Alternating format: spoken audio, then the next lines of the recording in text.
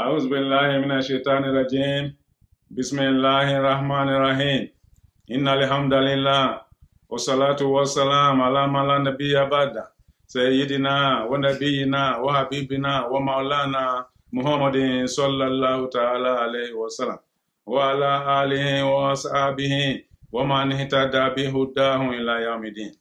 أما بعد, my dear brothers and sisters, Assalamu alaikum wa rahmatullahi ta'ala wa barakatuh. Welcome to the House of Dua. In today's presentation, we are going to address an issue that is so important to you and to me and to everybody. If you have children, male or female, or you don't have children at all, or you are looking forward to having children in future, what we are about to discuss today will be very exciting to you. My dear brothers and sisters, in Surah Nahl, which is chapter 16 of the Holy Qur'an, verse 72 of that surah, Allah subhanahu wa ta'ala declares, وَاللَّهُ جَعَلَ لَكُم مِّنْ أَنفُسِكُمْ أَزْوَاجًا وَجَعَلَ لَكُم مِّنْ أَزْوَاجِكُمْ بَنِينَ وَحَفَدَةً وَرَزَقَكُم مِّنَ الطَّيِّبَاتِ أَفَبِالْبَاطِلِ يُؤْمِنُونَ وَبِنِعْمَةِ اللَّهِ هُمْ يَكْفُرُونَ. In this verse, Allah subhanahu wa ta'ala is saying that Allah subhanahu wa ta'ala has made for you, out of you, your spouses. Those of you who are male, Allah subhanahu wa ta'ala says He has made for you your wives. Those of you who are women, He has made for you your husbands. And out of your spouses, He has made for you children and grandchildren. Children out of you and grandchildren that will come after you in succession. And as a result of this favor that Allah subhanahu wa ta'ala has granted to you, will people therefore reject this favor and believe in the deities that are not able to do this? أَفَبِالْبَاطِلِ يُؤْمِنُونَ. Will they now believe in the deities? وَبِنِعْمَةِ اللَّهِ هُمْ يَكْفُرُونَ. And the favor of Allah, they reject them? Allahu Akbar. What a great question. In Surah Al-Kahf, which is chapter 18 of the Holy Quran, Allah subhanahu wa ta'ala also declares, Al-Malu wal-Banun zinatul hayati dunya wal-baqiyatu salihat khairun inda rabbika thawaban wa khairun amala. Allah subhanahu wa ta'ala says, wealth and children are the adornments of life. They are the treasures of life. But good deeds that you do for the sake of Allah subhanahu wa ta'ala, that will benefit you when you meet Allah subhanahu wa ta'ala, are of course better than children and wealth. My dear brothers and sisters, in these two verses, plus other verses in the Quran, your Creator, Allah subhanahu wa ta'ala, is reminding you that the children you have are a gift from Him, are a favor that He has done to all of us. Many of us have these children in large numbers, in different genders. Some of us don't have children at all. We ask Allah subhanahu wa ta'ala to grant children to those who have no children. Because indeed, children are the treasures of life. One thing is to have children. The other one is to raise the children in the right way so that the children will succeed. We love them. We treasure them. No parent wants to see his children or her children fail. The goal of every parent is to strive for the success of their children. It is the desire of every parent to see their children do better than they themselves had done. This is the essence of life. But if that must be attained then the parents have the onerous responsibility to raise these children in the right way and guide them to the path of success in life. I'm sure if I ask you, what are those things you need to do in order for your children to succeed? Some of us will say our children need love and unlimited freedom to do whatever they like to do. There are others who will say, I'm a rich person, I'm doing well, I'm going to give to my children everything that they need. I will buy them iPad, I will buy them iPhone, I will buy them this, that. But there are others who will say, I'm going to give the best form of education for my children. I'll pay for them through the primary, secondary, and the university education. Others will say, I will build houses that my children will inherit when I'm gone, so that they will not suffer. All these are good, brothers and sisters, but one thing is missing. One thing is missing. Your children need these material things, but they need Allah subhanahu wa ta'ala, their creator, more than this. Because Allah subhanahu wa ta'ala had created these children for us, He has granted them to us as gifts. He is in a better position to make them succeed. But more often than not, when we are thinking of the success of our children, we discount the hand of the Creator in their lives. This is wrong. So in today's presentation, we are trying to remind you of the need for you, in addition to your material effort, material possession that you are seeking every day for your children, in addition to their education, you also need to get them close to Allah subhanahu wa ta'ala. You also need to pray for them all the time. You also need to teach them how to pray for themselves. You also need to teach them how to pray for their own children when the time comes. This is very important in life. The messengers that came before us, there are perfect examples for us to draw from them. We mentioned to you last time that Allah subhanahu wa ta'ala sent about 124,000 prophets and messengers to this planet. Out of these, 25 were mentioned in the Qur'an. They were human beings like us. They had children, some of them. And because of that, they face the challenges that many of us are facing today when it comes to having children, raising children, facing the challenges that children pose. But how did they do it? How did they succeed in leading their children to success? This is the example that we need to copy. That's why Allah subhanahu wa ta'ala in Surah Yusuf declares, لَقَدْ كَانَ فِي قَصَصِهِمْ عِبْرَةٌ لِأُولِي الْأَلْبَابِ. In the life examples of the messengers that came before you guys, there are perfect lessons. There are very great lessons for you to learn.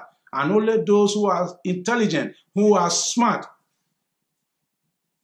can learn these lessons. How did these messengers handle their children? Many of us make the mistake of bringing children into this world without preparation. We play and we get the children. That's not the example of Ibrahim alayhi salam and Zakaria alayhi salam. In their life examples that Allah subhanahu wa ta'ala mentioned in the Quran, before their children ever was granted to them, before they had children, don't forget that both of them were among those who didn't have the privilege of having children early in life. Just as some of us also may find ourselves in a situation where in the early days of our marriages, there's no child to show for it. But if you are patient, like Ibrahim alayhi salam, like Zakaria alayhi salam, definitely Allah subhanahu wa ta'ala will grant you a child or children. But while they were making effort to have children, they never forgot to pray to Allah subhanahu wa ta'ala. Ibrahim alayhi salam declared, Rabbi habule mina salihin. Grant me from among righteous children. I need a righteous child. That's what Ibrahim alayhi salam was requesting from Allah subhanahu wa ta'ala. As far as Zechariah is concerned, he declared, Rabbi habule miladunka zuriyatan tayyibatan. Say, Ya Allah, oh Lord, grant me a child. Grant me a child that is pure and righteous. Because you are the only one who can grant. Underline that statement, righteous child. Before their children came into this life, they had already defined the kind of children they need. What about you? Have you ever bothered before having intimacy with your partner, with your wife or your spouse? Have you ever bothered to say, Ya Allah, should you bless this intimacy? I need the child to be like this, like that. And I need the child more than everything else to tread your path. Have you ever done that? In the case of Hannah, the wife of Imran, which was also mentioned in Surah Al-Imran, Hannah and her husband were looking for a child. Finally, Allah blessed them with a beautiful baby known as Maryam alayhi salam, mother of Prophet Isa alayhi salam. But the very moment Maryam was born, Hannah alayhi salam declares, Inni uizuha bik wa zuriyataha mina shaitani rajim. Told Allah subhanahu wa ta'ala, I commend this child to your care. I seek your protection for this child against the shaitan, against the evils in the society. Do you do that for your children? Even at that early age? Do you pray for them? Sometime in life too, we may have children. Yaqub alayhi salam was blessed with many children, like many of us. But then, shaitan came and sowed a seed of enmity between the children. At the time, he lost custody of Yusuf alayhi salam. He lost custody of Binyamin alayhi salam. But even then, he didn't lose hope in Allah subhanahu wa ta'ala. He declared, Patience is more fitting in a situation like this. And when the situation was getting more severe with him, he declared, Inna ashku ba'athi wa uzuni ilallah. Allahu Akbar. You see, I rest my case with Allah subhanahu wa ta'ala. There is no one who can wipe away my sorrow except Allah subhanahu wa ta'ala. Therefore, I rest my case with Allah subhanahu wa ta'ala. I left my sorrow for Allah subhanahu wa ta'ala. At the end of the day, he was reunited with his family in a greater and more blessed manner. Why? Because he rested his case with Allah subhanahu wa ta'ala. My dear brothers and sisters, do you know that sometimes also, like those of us who do not want to have many children, say, well, I'm going to have one, I'm going to have two. But that's not a statement that is very good because anything can happen. But let's take the case of Nuh alayhi salam, who had a child that tormented him for a long time. What if you are in a position like that as well? How do you resolve it? Even at a time when Allah subhanahu wa ta'ala decided to visit his decree upon the child of Nuh alayhi salam and to separate them. But then Nuh alayhi salam cried to Allah subhanahu wa ta'ala, Rabbi, inna ibni mi ahli wa inna wahadaka al-haqqo wa anta hakamul hakimin. Say, Ya Allah, look at the wave carrying away my child. That's one of my family. Ya Allah, save him. But Allah subhanahu wa ta'ala was not to listen at that time because a long rope was given to the child to pull. But he never saw the need to change his ways. But then the point here is, still, Nuh alayhi salam was making entreaties to Allah subhanahu wa ta'ala to forgive his child. My dear brothers and sisters, these were human beings like us. But now that you have children and the children are growing, what are you doing to guide them, to make them successful? Again, we come back to Ibrahim alayhi salam, who distinguished himself as far as this issue is concerned in several areas. As I said last time, many of us know Ibrahim more because of the dua that he made for himself and for his children and for his place of residence or place of abode known as Makkah. Ibrahim alayhi salam never failed to pray for his children. And I want you to take example from that, because that is crucial for the success of your children.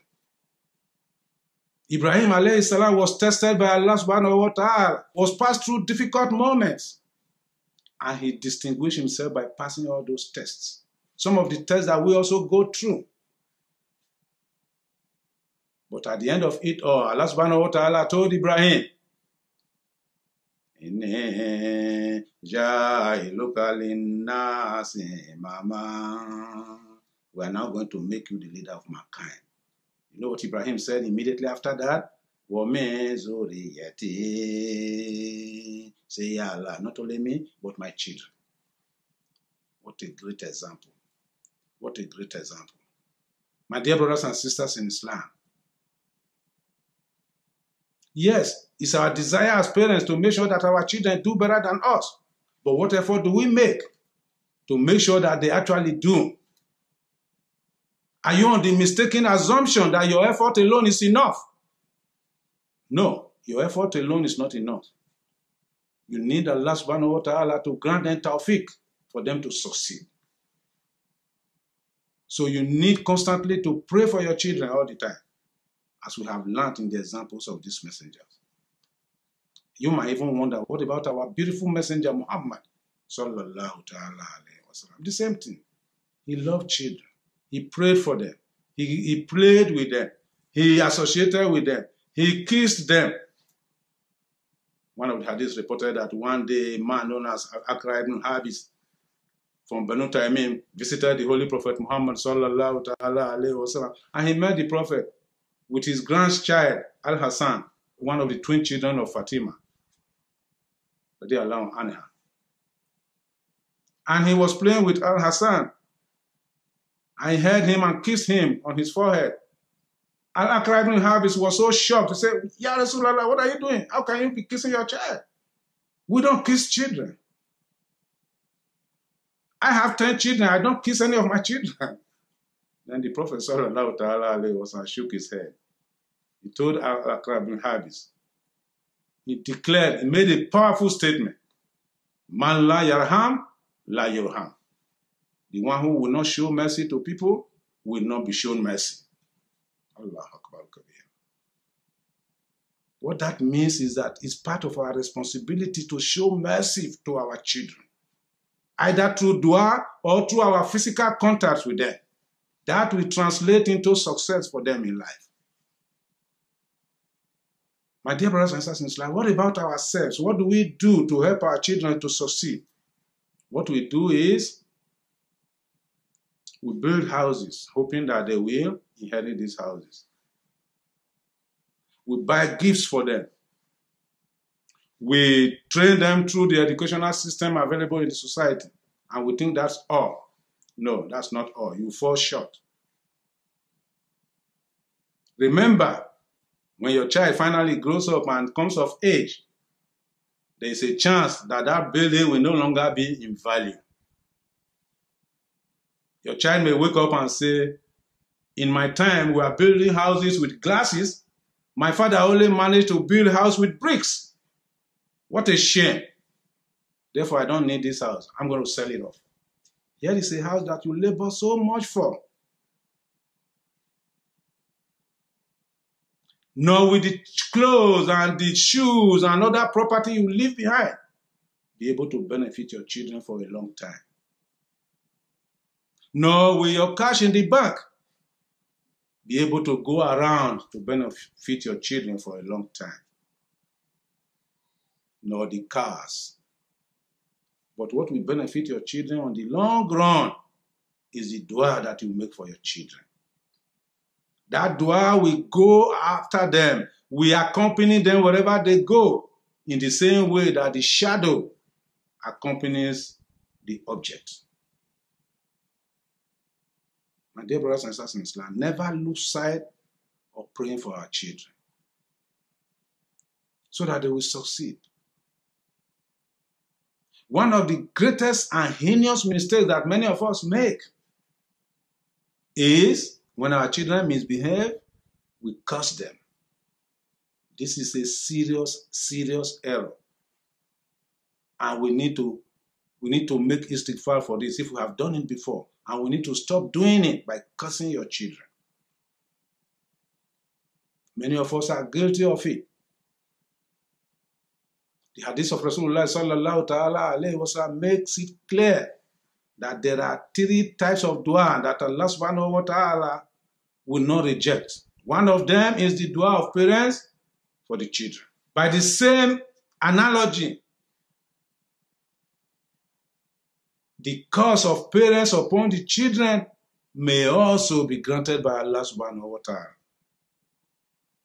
So many of you who are quick to cursing your children, be careful not to curse your children, because it may spell disaster for you down the road. Imagine, for example, you curse your child and say you will not be good in life. But later in life, when you yourself you are old, you need these children to help you. And now your prayer has come to manifest. The child is not good. It's not in a good position to help you. Who is losing? You lost. So it's an example, therefore, for us as parents not to ever engage in cursing our children. You can rebuke them, you can correct them, you can admonish them, but let us try and stay away from cursing our children, because we didn't see that example in the messengers that came before us. My dear brothers and sisters, when it comes to praying for your children, there are different ways of doing it. But I just want to conclude by drawing your attention to a powerful, powerful dua inside the Qur'an. Allah subhanahu wa ta'ala in Surah Al-Furqan made it clear that those whom he described as his true slaves, you can imagine if Allah subhanahu wa ta'ala were to choose you and point out to people that you are one of his true slaves. You know what that means? Allah subhanahu wa ta'ala says, my true slaves, one of the things they do that I like, that I approve, is they pray for their children. And how do they do it? Rabbana habulana min azwajina wa zurriyatina qurrata ayun waj'alna lil muttaqina imama. Allahu Akbar. When Allah subhanahu wa ta'ala told Ibrahim alayhi salam, we're going to make you the leader of mankind, what did he say? Make my children the same. Make my children leaders. And here in this verse, we're asking Allah subhanahu wa ta'ala, grant us children. Grant us spouses. Spouses that when we cast a glance at them, we will have full delight in our souls. We will have, coolness in our soul. We will have happiness in our soul. And make me and my children leaders. Leaders of those who are righteous in the way of Allah subhanahu wa ta'ala. This prayer is very, very important. And I encourage you to go after it and memorize it and use it for your children. And especially realizing the fact that this prayer, this dua, is not just for those who have children now. It's for those who hope to have children in future. So the earlier you start, the better it is for you. Therefore, I ask Allah subhanahu wa ta'ala to guide us into the raising of our children, to accept our dua whenever we pray for our children, so that they can do better. They will do better than we have done. We ask Allah subhanahu wa ta'ala to make children that come out of us, succession after succession, make them successful in this world and make all of us successful in the hereafter. My dear brothers and sisters in Islam, I hope I have reminded you enough today about the responsibility that we owe to our children by way of praying for them all the time.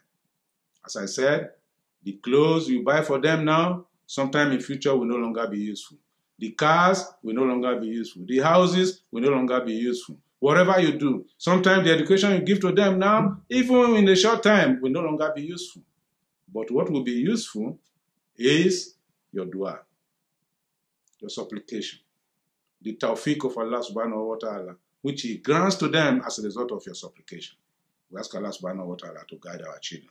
ربنا تقبل منا إنك أنت السميع العليم وتب علينا يا مولانا إنك أنت الغفور الكريم ربنا هب لنا من أزواجنا وذرياتنا قرة أعين وجعلنا للمتقين إماما سبحان الله وبحمده سبحانك اللهم وبحمدك نشهد أن لا إله إلا أنت نستغفرك ونتوب إليك.